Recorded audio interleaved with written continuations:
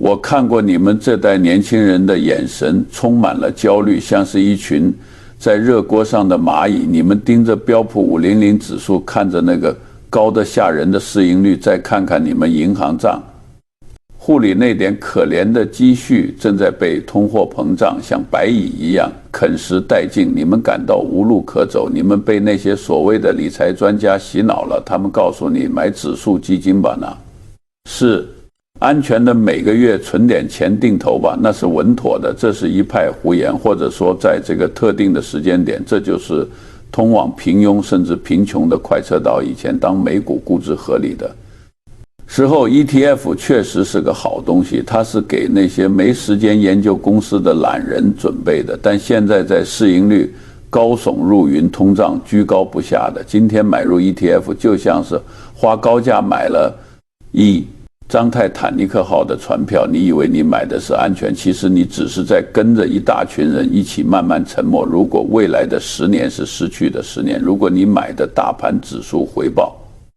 帅跑不赢通胀，你该怎么办？我有更好的办法，但前提是你得愿意从那个嘈杂的赌场里走出来。反过来想，总是反过来想，如果你想致富，先去想大多数人是怎么死于贫穷的。大多数人死于盲从，死于在这个充满垃圾的市场里找不到金子。虽然遍地是垃圾，但在垃圾堆里还是埋藏着几块闪闪发光的金子。只要你能把这几块金子找出来，你就不需要关心美联储那个老头子是不是要降息，也不需要关心明天大盘是红还是绿。在我漫长的像个世纪一样的投资生涯里，也是伯克希尔哈撒韦帝国的基石。我把这几块金子，也就是真正的好生意，分成了3类。如果你不想当个傻瓜，就拿好你的笔记本吧。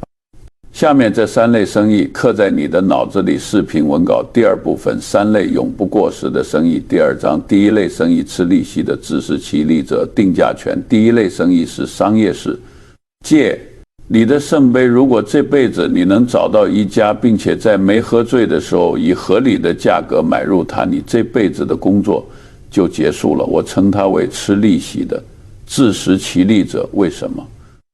我说这是最好的，用物理学的角度看，这是唯一能对抗熵增，也就是通货膨胀的系统。在这个时代，通货膨胀是致命的税收。看看那些倒霉的航空公司，或者是普通的制造工厂吧，原料涨了，房租涨了，工人们举着牌子要涨工资。这时候老板敢涨价吗？他不敢，因为只要他敢涨价，1分钱客户就像受惊的兔子一样跑到竞争对手那里去了。结果就是他的利润被通胀吃干抹净，他必须像个仓鼠一样在轮子里拼命奔跑，投入更多的钱维持生产，但赚回来的钱却越来越不值钱。这就叫逆水行舟，划得越用力，退得越快。但是有极少数公司，他们免疫通胀，甚至他们喜欢通胀。1972年，我学到了这辈子最重要的一课，这一课价值几十亿美元，它的名字叫喜诗糖果 See's Candies。 当时我和沃伦巴菲特还是本杰明格雷厄姆的忠实信徒。你知道格雷厄姆那一套，把专捡别人不要的烟蒂，只要便宜，哪怕是个烂公司也买。那是捡破烂的哲学。喜诗糖果当时卖的并不便宜，账面资产800万美元，卖家张口就要2500万。要是放在以前，我们会直接掉头就走，还得骂一句抢劫。但我们发现了一个惊人的秘密，一种非理性的心理学魔力。在加州，每到情人节，如果一个男人要讨好他的妻子或女朋友，他只能买喜诗糖果。如果这蠢货拿回家一盒不知名的打折巧克力，哪怕味道一模一样，他的妻子也会给他脸色看为神。因为喜诗糖果代表了尊贵，代表了确定的爱意，这就是绝对的定价权。我们做了一个实验，可以说是违反经济学常识的实验。我们每年把糖果价格提高10%，照理说价格涨了，销量该跌吧？见鬼的奇迹发生了，销量没有下降，反而上升了。客户根本不在乎，多付那10%的钱。在感情面前，人类的大脑会关闭价格敏感度的开关。更美妙的是，这种公司不需要新的资金投入，大多数平庸的公司想要利润翻倍，得建新厂房、买新机器、雇新工人洗尸。糖果不需要给它的果树浇水施肥，它只需要每年把价格标签换一下，多赚进来的那些钱全是存的不能再存的利润，这就是自食其力。它不仅养活自己，还能每年吐出巨额现金，让我们拿去买可口可乐、买比亚迪、买苹果。我们在喜食糖果上投了2500万，它回报了我们超过20亿美元，这就是复利的奇迹。如果你想躺赢，就去找这种让客户上瘾、对价格不敏感的公司，去看看爱马仕，它是奢侈品界的喜食糖果，去看看那些拥有独家配方的医药公司。当别人因为成本上涨在角落里哭泣时，这些公司只需要轻轻松松的涨价，把成本转嫁给消费者，甚至还能趁机多赚一笔。这是通胀的克星。第3章第2类生意，收过路费的独占者硬资产。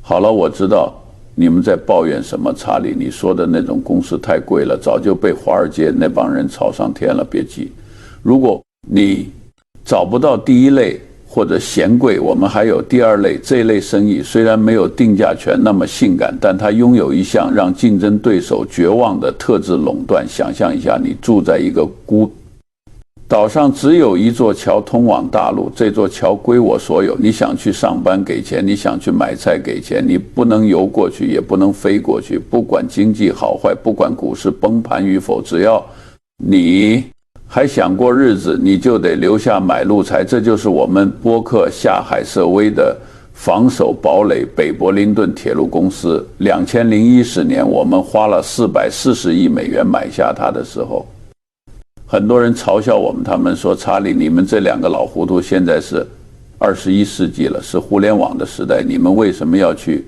买一堆生锈的铁轨？这些蠢货只看到了表面，没看到本质。铁路的本质不是运输，而是不可复制的房地产。你知道在美国重建一条横跨东西海岸的铁路需要多少钱吗？那是天文数字，几千亿美元的土地成本，无数个城市的审批，打通无数个隧道，在今天这是不可能完成的任务。所以一旦你拥有了现成的铁路网，你就拥有了天然的垄断。沃尔玛要运货发电厂要运煤，他们没得选，他们不能用 Google 的算法去运煤炭，也不能用 Facebook 的点赞去运粮食。这就是硬资产的力量。它看起来笨重，但它极度安全。它每年为我们带来数十亿美元的现金流，而且资产价值随着通胀每年都在涨。对于你们普通投资者，买不起整条铁路怎么办？去买公用事业，去买能源管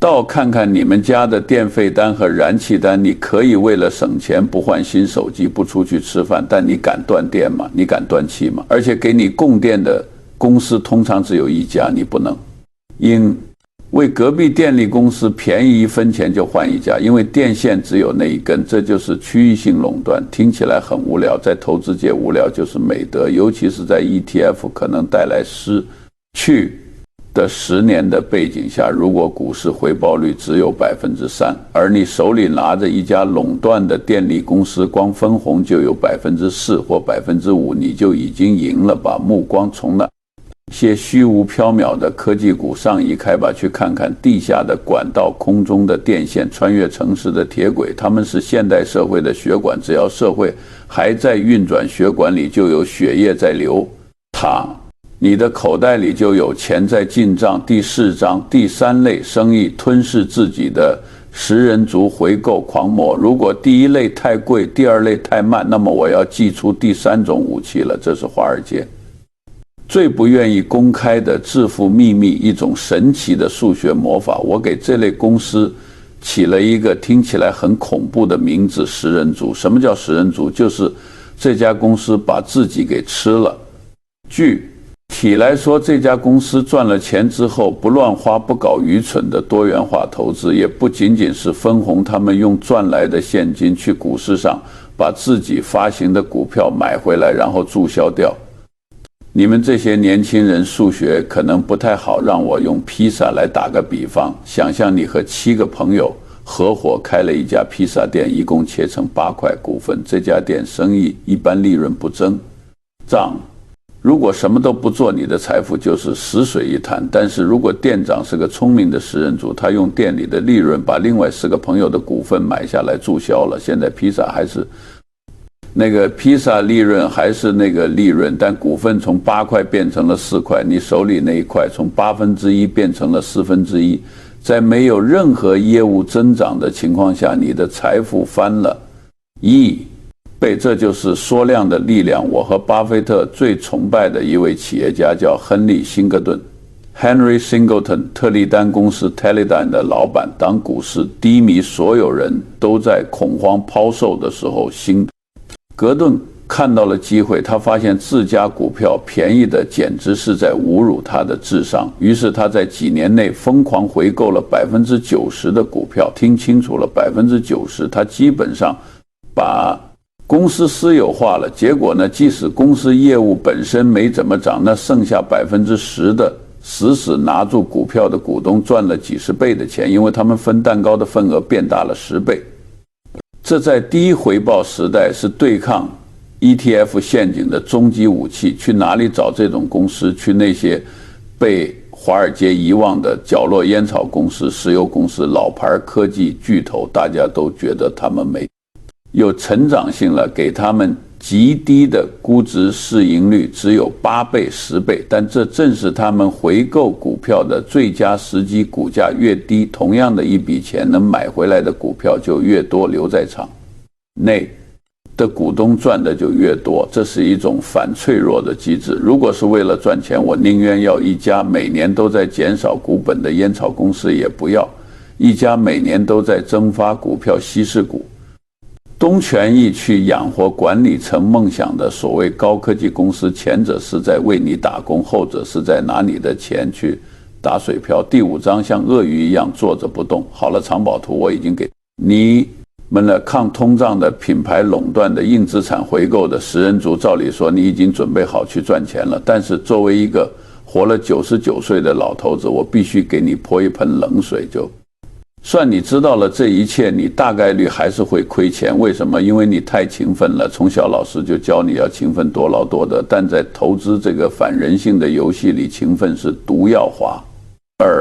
皆希望你勤奋，他们希望你每天盯着那个跳动的屏幕，心脏随着股价起伏，因为只有你动起来，只有你频繁交易，他们才能赚到手续费，才能收割你的智商税。我和沃伦·巴菲特是全世界最懒的投资者，我们的赚钱秘诀只有4个字：坐着不动。这比你去工地搬砖难上10000倍。这种不动包含2个层面：第一，买入之前的不动，我们要找的那3类好公司通常都很贵，平庸的投资者会忍不住怕错过，于是高位接盘或者去买2流公司，这是找死。我们会像鳄鱼一样，鳄鱼在水里可以1个月一动不动，看着小鱼小虾游过去，眼皮都不抬一下。他在等什么？他在等那只最肥的角马走到河边喝水，而且要等到它防备心最弱的那一刻。我们在等2008年金融危机，在等2022年科技股崩盘。只有当市场恐慌把那些伟大的公司打折出售时，我们才会猛地扑上去，一口咬住，把所有的子弹都打光。第二，买入之后的不动，这是更难的考验。股价涨了50%，你会想是不是该落袋为安？股价跌了20%，你会想是不是要止损？这种想动一动的冲动会毁了你。杰西·利弗莫尔说过，我赚大钱从来不是靠我的脑袋，而是靠我的屁股，意思就是坐得住。如果你买的是一家能抵抗通胀的喜诗糖果，或者一家疯狂回购的烟草公司，时间是你的盟友，你只需要拿着它5年、10年、20年，你不需要看盘，不需要分析。宏观经济，你只需要去打高尔夫，去读书。我和沃伦持有可口可乐超过30年了，中间经历了无数次大跌，无数次熔断。如果我们当时动摇了，哪怕只是瞬间的动摇，我们就失去了一个几千倍回报的机会。投资不是比谁操作得快，而是比谁更沉得住气。你需要修炼一种迟钝的能力。第6章，做船长别做撑。课最后我要回答一个问题，有人会问查理，你之前说 ETF 是给懒人准备的，你这套坐着不动也是懒人，有什么区别？区别在于你坐在什么东西上面买。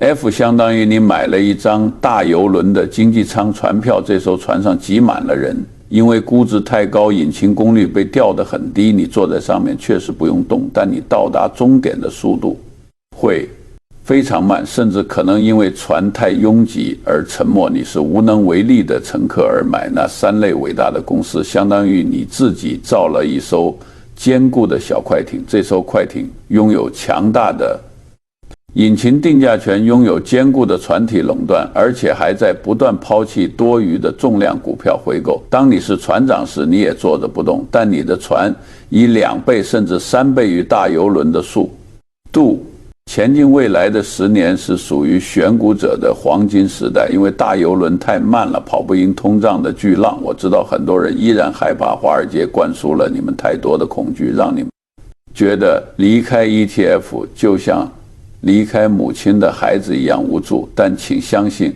我尝试并没有那么难。看看你周围谁是那个一直在涨价但你还在买的商品，谁是那个你离不开的基础设施，谁是那个现金流多到没处花只能回购股票的老牌公司。这些答案就写在生活中，写在常识里。不要因为懒惰就把命运交给平庸的平均树，从那个拥挤的草堆走出来吧。就算你只找到了2-3根金针，也紧紧地握住它们。在未来的岁月里，当别人在抱怨通胀吃掉了他们退休金时，你会看着手上的金针在时间的复利下发出耀眼的光芒。不要做乘客，做船长吧。我是查理芒格，我有话就直说。如果你听懂了，那就去思考；如果你没听懂，那就继续去买你的彩票吧。